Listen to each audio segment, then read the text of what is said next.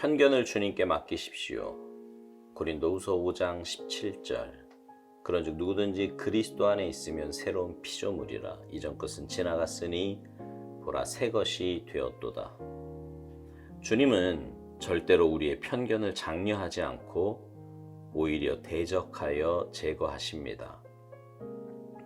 우리는 하나님께서 우리의 특이한 편견에 특별한 관심을 가지고 계신다고 생각합니다. 우리는 절대로 하나님께서 다른 사람을 대하듯이 자신을 다루실 것이라고 생각하지 않습니다. 하나님은 엄하게 다른 사람들을 대하셔야 하지. 그러나 물론 주님께서는 나의 생각이 옳다는 것을 아실 거야.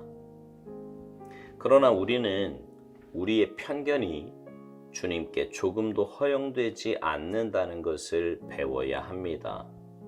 하나님께서는 우리의 편견을 지지하시는 대신에 오히려 의도적으로 제거해 나가십니다. 우리의 편견을 하나님의 섭리 가운데 맡기고 주께서 어떻게 다루시는가를 보는 것은 귀한 영적 훈련입니다. 하나님께서는 우리가 그분 앞에 어떤 편견을 가져오든 별로 상관하지 않으십니다. 하나님께서 우리에게 원하시는 단 한 가지는 우리의 무조건적인 항복입니다.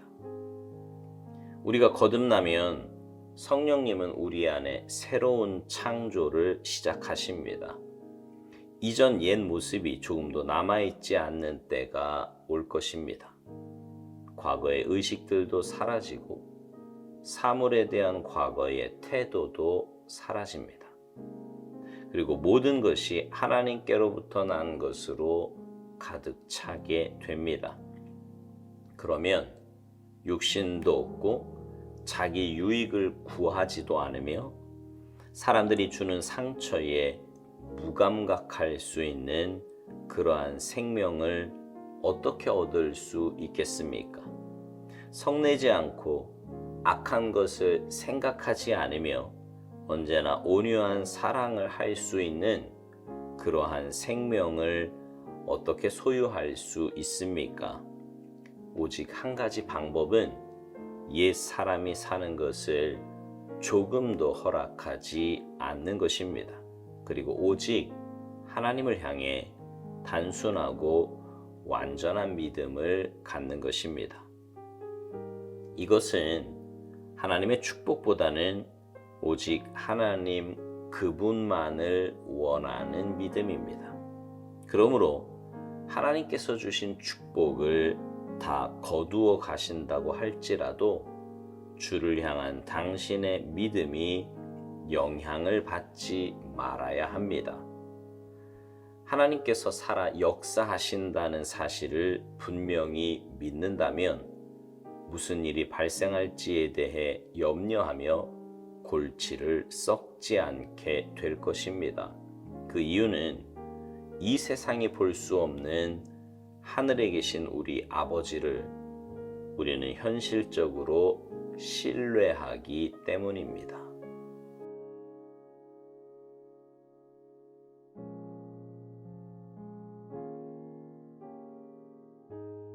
내로남불이라는 말이 있습니다. 여러분 들어보셨죠? 내가 하면 로맨스, 남이 하면 불륜이라는 말입니다. 이런 말이 나오는 것은요, 사실 이렇게 사는 사람들이 굉장히 많기 때문이에요. 신앙생활을 하면서도요, 그런 일이 부지기수로 일어납니다. 내가 하는 일에는 정당한 이유가 있는 거고 남이 하면 게으르거나 악하기 때문이라고 생각합니다. 내가 하는 잘못은 가벼운 거고요, 남이 하는 잘못은 작은 것도 굉장히 엄하게 다루어야 할 큰 죄라고 생각합니다. 그래서 하나님이 나에 대해서는 좀 너그럽게, 그죠? 용서해 주시고 그러면 좋겠고, 상대방에 대해서는 엄격하게 행한 대로 그렇게 돌려주시면 좋겠다, 이런 생각을 합니다. 여러분 이런 생각 안 해보셨어요? 이게 내로남불이지 뭡니까? 그죠? 오스왈드 목사님은요, 이걸 편견이라고 말합니다. 편견. 그리고 주님은 절대로 우리의 편견을 장려하지 않고 오직 대적하여 제거하신다고 말합니다. 그러면서 우리는 우리의 편견이 주님께 조금도 허용되지 않는다는 것을 배워야 한다는 것입니다. 생각해 보면 우리가 그런 편견을 갖는 이유는 우리의 죄성 때문 아닙니까? 아직도 내 생각과 내 삶에 남아있는 죄의 찌꺼기들이 우리로 하여금 그런 생각들을 하게 만드는 겁니다. 그러니 주님이 그것을 허용하실 리도 용납하실 리도 없는 거지요. 당연히 제거되어야 할 부분이고 뿌리째 뽑혀야 할 부분입니다. 오스왈드 목사님이 이런 말을 합니다. 하나님께서는 우리가 그분 앞에 어떤 편견을 가져오든 별로 상관하지 않으신다고요. 하나님께서 우리에게 원하시는 단 한 가지는 우리의 무조건적인 항복이라는 것입니다. 우리가 주님께 무조건적인 항복을 한다는 것은 죄로 물든 내 생각, 내 이론, 내 감정, 이 모든 것을 주님의 십자가 앞에 다 내려놓겠다는 말입니다. 이건 거듭난 사람만이 할 수 있는 일이에요. 아니, 사실 거듭난 사람이 하는 일이 아니라 거듭난 사람 안에 계신 성령님께서 하시는 일입니다. 오스왈드 목사님은 우리가 거듭나면 성령님이 우리 안에 새로운 창조를 하신다고 말합니다. 그래서 이전 모습이 조금도 남아있지 않는 때가 올 것이라고요. 과거의 의식들도 사라지고 사물에 대한 과거의 태도도 사라진다는 말입니다. 여러분도 그런 경험을 해보셨습니까? 다른 사람의 모습에 대해서도 한없이 넓은 마음이 생겨 품어주게 됩니다. 순간순간 올라오는 욕심이나 감정도 잘 다스려짐을 보게 됩니다. 눈에 보이는 것이 내 삶의 중심을 차지하지 않으며 영원한 것을 소망하며 살아가게 됩니다. 이런 삶이 바로 거듭난 삶이요, 성령님의 인도하심과 은혜 가운데 사는 삶입니다. 욕심도 없고 자기 유익을 구하지도 않으며 사람들이 주는 상처에 무감각할 수 있는 그런 생명을 얻는 삶. 온전한 사랑의 삶을 살 수 있는 유일한 방법은 옛 사람이 사는 것을 조금도 허락하지 않는 것이라고 오스왈드 목사님은 말합니다. 그리고 오직 하나님을 향해 단순하고 완전한 믿음을 갖는 것이라고요. 그리고 이것은 하나님의 축복보다는 오직 하나님 그분만을 원하는 믿음이라는 것입니다. 여러분, 옛사람이 사는 것을 조금도 허락하지 않으려면 어떻게 해야 할까요? 내 마음에 주님의 사랑이 가득 차면 됩니다. 주님의 사랑이 내 마음에 가득 차려면 주님과의 만남에 집중해야겠지요. 그리고 그렇게 주님과의 만남에 집중하여 주님과 날마다 깊은 교제 가운데 거하면 우리의 옛사람은 어느새 아무 힘도 쓰지 못하고 죽어 있는 것을 보게 됩니다. 이런 삶을 살려면 주님이 주신 복을 다 거두어 가신다고 해도 주를 향한 믿음이 영향을 받지 말아야 한다고 오스왈드 목사님은 말합니다.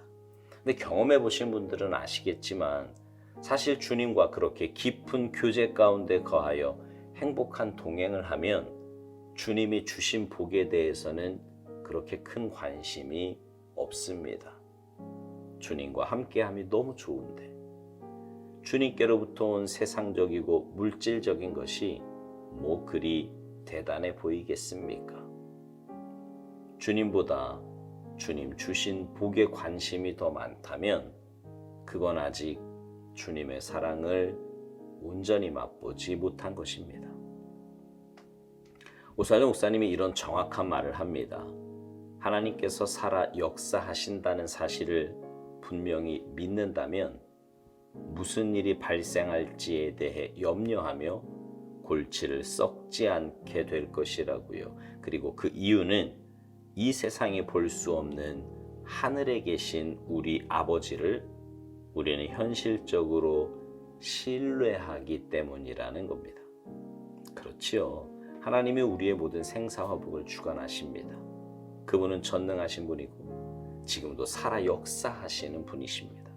그러니 지금 내가 만나는 무슨 일이든 하나님의 허락하심 아니겠습니까? 그리고 그것이 하나님께서 허락하신 일이라면 내게 꼭 필요하기 때문 아니겠습니까? 하나님을 절대적으로 신뢰한다면 걱정이나 근심이 아니라 감사와 찬양을 올려드림이 마땅한 것입니다. 사랑하는 성도 여러분, 하나님은 나보다 나를 더 사랑하시는 은혜의 아버지이십니다. 그분만 온전히 신뢰하며 믿음으로 삽시다. 세상에 찌든 내 모습, 아직 빠지지 않는 내 죄성들, 주님 앞에 나아가 다 내려놓고 삽시다. 그래서 주님의 은혜와 사랑이 내 마음 안에 가득하여 날마다 주님 닮아가며 주님의 기쁨이 되는 아름답고 복된 삶이 되시기를 주님의 이름으로 축복합니다. 아멘.